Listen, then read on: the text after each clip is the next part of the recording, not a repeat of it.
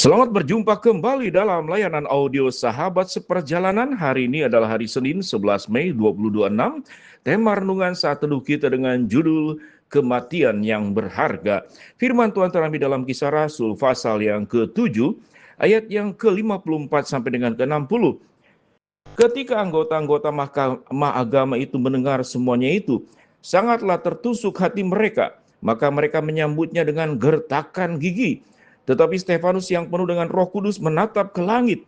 Lalu ia melihat kemuliaan Allah dan Yesus berdiri di sebelah kanan Allah.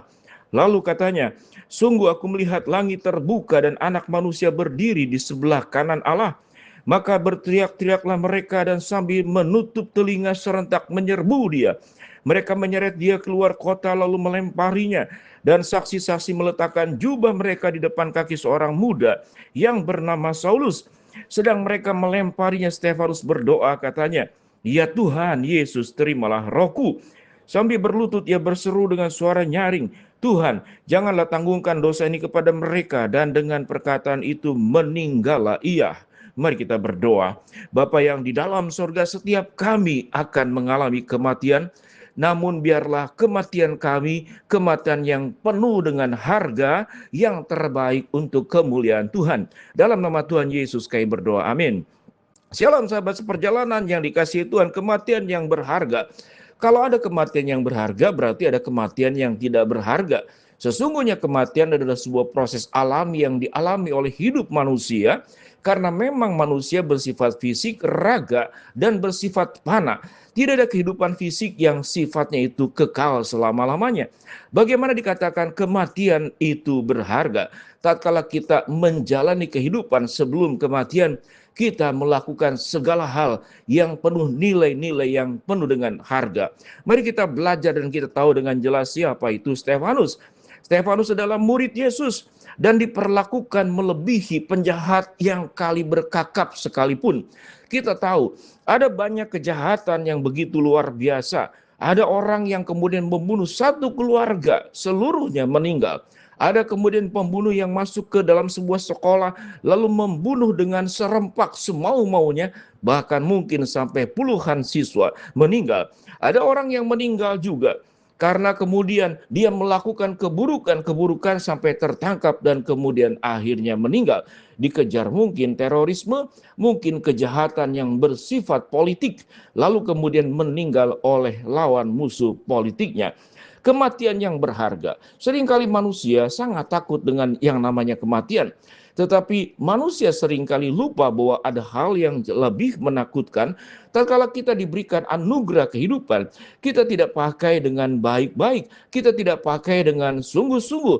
Dan orang-orang yang berjuang hidup di dalam jalan Tuhan, seringkali mungkin kita berpikir kalau kita orang baik, melayani Tuhan baik-baik, kita setia, maka Tuhan akan memberkati kita. Tuhan akan melancarkan seluruh jalan hidup kita. Tuhan akan melancarkan usaha kita. Tuhan akan memberkati keluarga kita. Dijauhkan daripada segala mara bahaya, kecelakaan, sakit, penyakit, halangan, hambatan, kesulitan. Tuhan akan limpahkan berkat dan anugerah karena kita sudah setia. Namun tidak demikian dengan Stefanus. Apa yang terjadi ketika anggota mahkamah agama itu mendengar semuanya itu? Apa yang disebut dengan mendengar semuanya itu? Yaitu khotbah daripada Stefanus.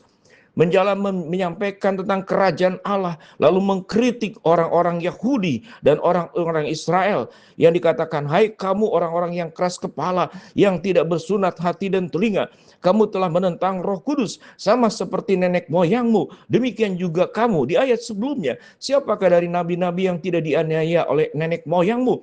Bahkan mereka membunuh orang-orang yang lebih dahulu memberitakan tentang kedatangan orang benar, yaitu Kristus, yang sekarang telah kamu hianati dan kamu bunuh.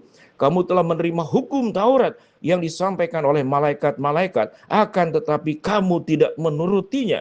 Itulah sebagian penggalan daripada firman Tuhan yang disampaikan oleh Stefanus, sehingga dikatakan Ketika anggota-anggota Mahkamah Agama itu mendengar semuanya itu, sangat tertusuk hati mereka. Mereka menyambutnya dengan gertakan gigi. Mengapa demikian? Karena mereka yang berkuasa. Anggota Mahkamah Agama, mereka berkomplot dengan orang-orang Romawi. Mereka punya senjata, mereka punya kekuatan. Mereka bisa melakukan apapun juga, termasuk membunuh orang. Dan itu dilakukan kepada Stefanus. Tetapi Stefanus yang penuh dengan Roh Kudus menatap ke langit lalu melihat kemuliaan Allah dan Yesus berdiri di sebelah kanan Allah. Lalu katanya, sungguh aku melihat langit terbuka dan anak manusia berdiri di sebelah kanan Allah. Maka berteriak-teriaklah mereka dan sambil menutup telinga serempak menyerbu dia. Mereka menyeret dia keluar kota, lalu melemparinya, dan saksi-saksi meletakkan jubah mereka di depan kaki seorang muda bernama Saulus. Sedang mereka melemparinya, Stefanus berdoa katanya, "Ya Tuhan Yesus, terimalah rohku."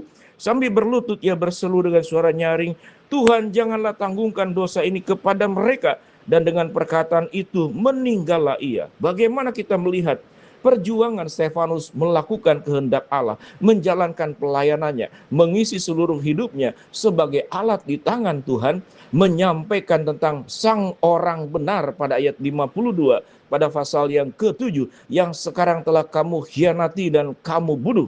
Pada bagian ini sahabat seperjalanan, mari kita menilai tentang apa itu hidup.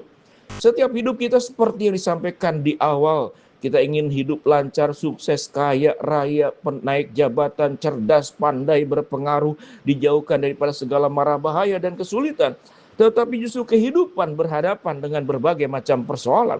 Semakin kita hidup benar, semakin kita hidup berjalan bersama dengan Tuhan, tantangan semakin banyak, kesulitan semakin banyak, persoalan semakin banyak.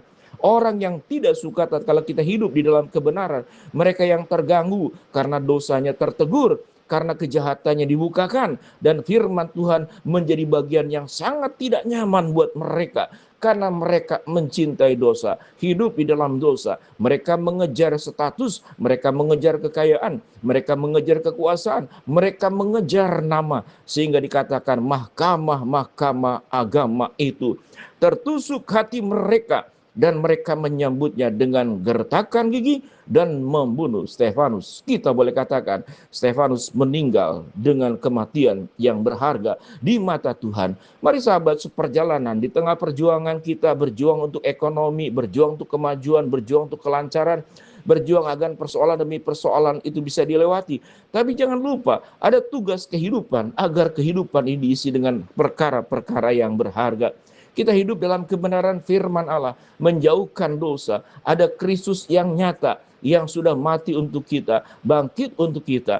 Kita pun juga mati di dalam seluruh dosa yang kita perbuat, sehingga ada kemuliaan Kristus. Kita tahu dengan jelas, anak muda yang dikatakan Saulus itu, lewat kematian Stefanus, melihat seluruh proses ini adalah salah satu bagian titik balik. Sekalipun itu adalah peristiwa yang sangat khusus, bagaimana Saulus dan kemudian namanya menjadi Paulus jatuh dari tunggak kuda tunggangannya waktu perjalanan ke Damsik, dan dia menyaksikan bagaimana membunuh Stefanus. Pada saat itulah kemudian Paulus diubahkan oleh Allah. Kematiannya berharga daripada Stefanus, memberikan dampak yang luar biasa, menginspirasi orang mengalami pertobatan. Sahabat seperjalanan, berapa usia kita? 70 tahun, 80 tahun? Tetapi yang penting bukan berapa panjang umur kita, tapi bagaimana kita menyambut dengan kematian yang berharga untuk kemuliaan Allah. Mari kita berdoa. Bapa dalam surga, terima kasih buat firman yang sudah kami pelajari. Hamba-Mu berdoa buat sahabat seperjalanan yang sakit, Tuhan jamah sembuhkan. Yang sedang menghadapi masalah, Tuhan bukakan jalan. Yang sedang berdoa mengharapkan sesuatu, Tuhan kabulkan sesuai dengan waktu rencana Tuhan yang terbaik. Di dalam nama Tuhan Yesus kami berdoa, amin. Shalom, Tuhan memberkati kita semua.